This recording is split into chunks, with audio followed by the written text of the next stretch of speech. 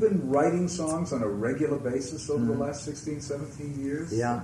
And even the years, like the last 5 years when I didn't have an album out, I've got tons of stuff. Like I said on Rockline, I've got enough stuff in my studio to make even Jim Reeves jealous. You write by yourself? Yeah, and this is the first time really that I've written with... I did write one tune with Dylan back in 1969. I wrote one with Eric Clapton, and I've written some for Ringo, helped him finish some songs. And I've done a couple of tunes with various people, but I've never actually sat there and said, let's write. You know, they were always just quick situations until Jeff Lynne came along. And that was really good because it's hard to write a tune. You reveal really your limitations and strengths. And I think more important than... The most important thing to write in a tune with somebody else is to have a mutual trust and also to have a compatible background. And so it's not often... I mean, maybe other writers can just meet anybody and just turn them out. But for me, I need a relationship with somebody, so a trusting relationship. And with Jeff Lynne, you know, I felt so very pleased about that. And I just look forward now to really working with him because that was... just breaking the ice as far as I'm concerned, that album. In the Beatles scheme of things, did you write off by yourself, or were you ever... Yeah, everything... You were on a separate track. Every Beatle record that was a song of mine, I wrote alone. Yeah. And never... just the way it worked out? Well, because those two had been writing anyway so much, and occasionally I got a lyric, a line from John when I was stuck, but at the same time, I gave them lyrics too, like I wrote some lyrics in Eleanor Rigby and Come Together and things like that. In, remember the Sinatra record of... Stick Around Jack? He says, I mean, it's the greatest love song of all time now. Yeah. Started out of the year, then the decade, and that's very nice. I mean, that song had last count, which was years ago, there was over 140 covers on it. Yeah. I've got Smokey Robinson, Ray Charles... The best version of something is James Brown. And they reissued Think back in about 1972, and they used something as the B-side, and it's a killer. It is.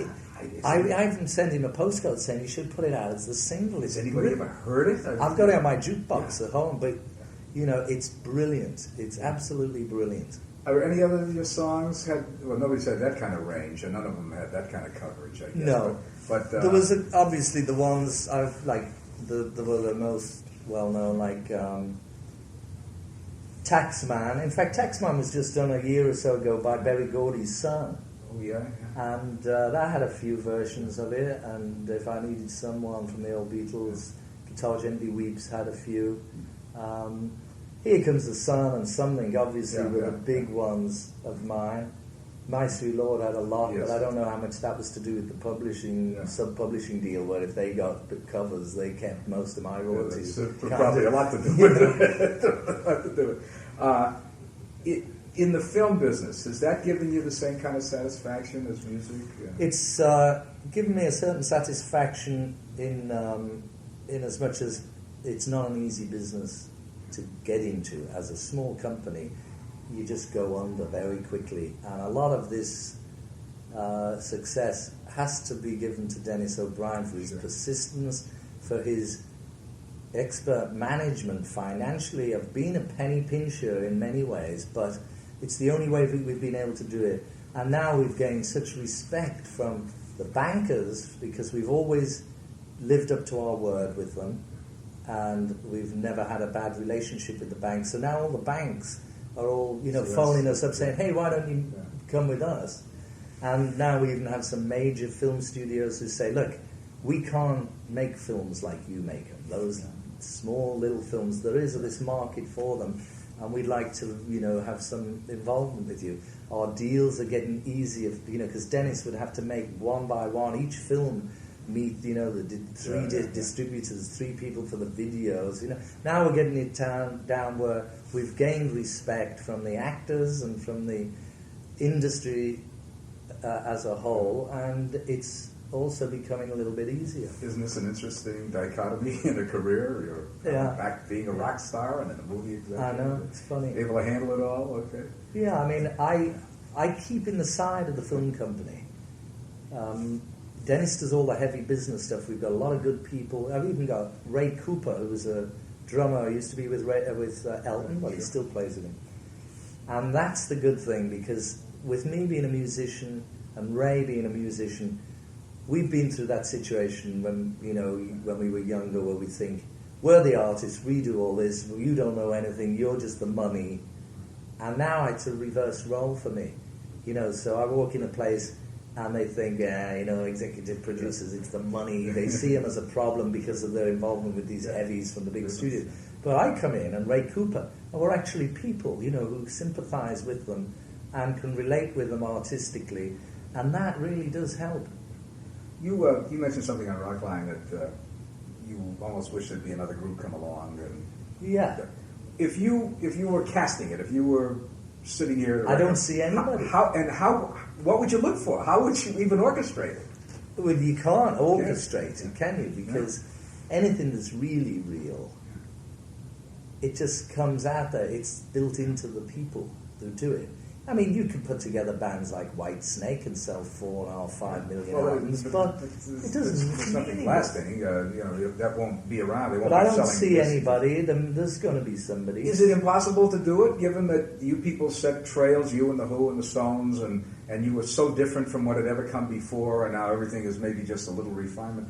Is it that it... Well, in those days too, don't forget that the record industry wasn't as big and powerful and as, how so much money and, everything's bigger. There's more people in the world. There's more. There's just more of everything.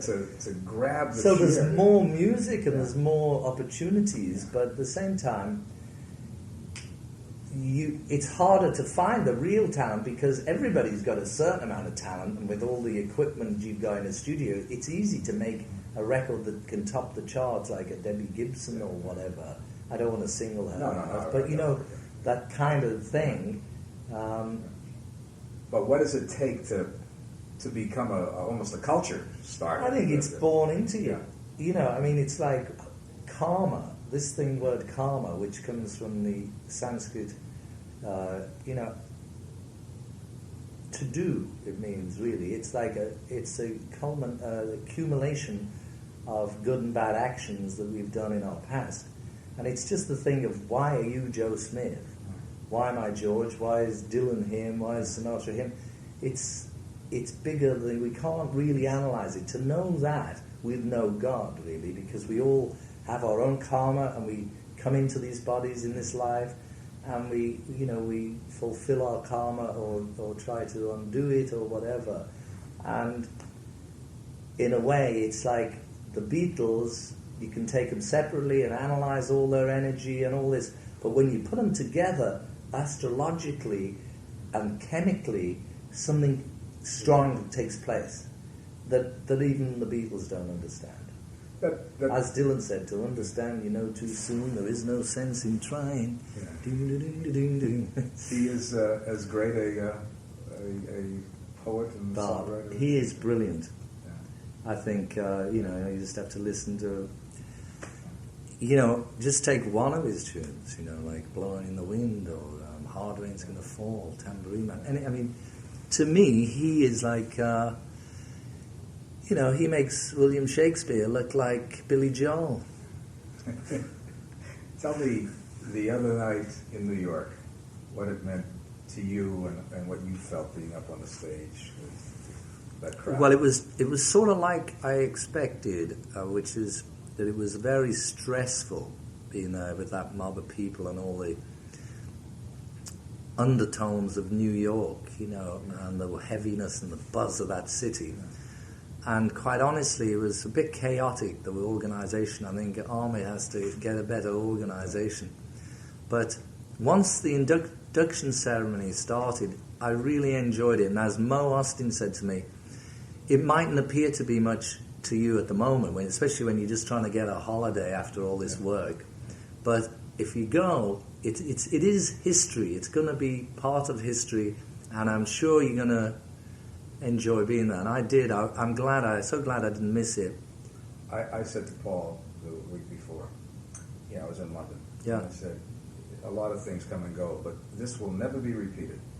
You will never, ever Get in the Hall of Fame again. and never be on a stage with that cast of characters at one time. He must be so sick with himself. It, Now, I don't know if it was Eastman who told him. I think a lot of people all around him. I had gone to everybody around But him. he should have followed his heart, because we were so close. We were just really getting together, and all this is coming together. And it didn't happen. But he's the one who suffered. Oh, of course. I had 4 seats saved on a Concorde that morning. Yeah. I had booked 4 seats. But I just wondered from your standpoint. Yeah, I just thought it was a childish thing to superimpose, because from Capital now, we're really the closest we've ever got to getting this out of the way. I think we can get it out of the way within the next month, and the problem Paul has with us dissolves immediately. Now, to suddenly drag that out and superimpose it on a situation that had nothing to do with that, in a way, it's not just him trying to needle me and Ringo and Yoko. No. It's like him showing a lack of consideration for the music industry That's what I tried and his to put own it. contribution together. I said, this has nothing to do with internal warfare, bickering. It's a one-time. It won't happen again. Well, I bet he's as sick as a dog for not going. Sure. Yeah. You remember, you were also, I'll wind this up now so you can go. You were part of a party that Ahmet was talking about that I ran at my house a number of years ago. Oh, that was You remember brilliant, that? yeah. That was one of the great... Whatever happened to the Drifters, and Yeah, they were in that's that. right, whatever happened to the Drifters. I've still got the little book matches. The book matches with the 3 pictures on there. Yeah, it's Jerry Wexler. Jerry Wexler, Ahmet Nesri. Ahmet Nesri, yeah. As we look back now, when we've been around 25 years and we hope we're around as long as we want to be around, moments like that and other moments just pop right up in your head. Because it's not about having the hits. No. It's like Mick Jagger said in his speech. I thought he was really good, what he said about the Beatles. But all I says, well, I'd like to think we're still all friends because they were some of the best times of our life. And it's true. Thank you, Dave.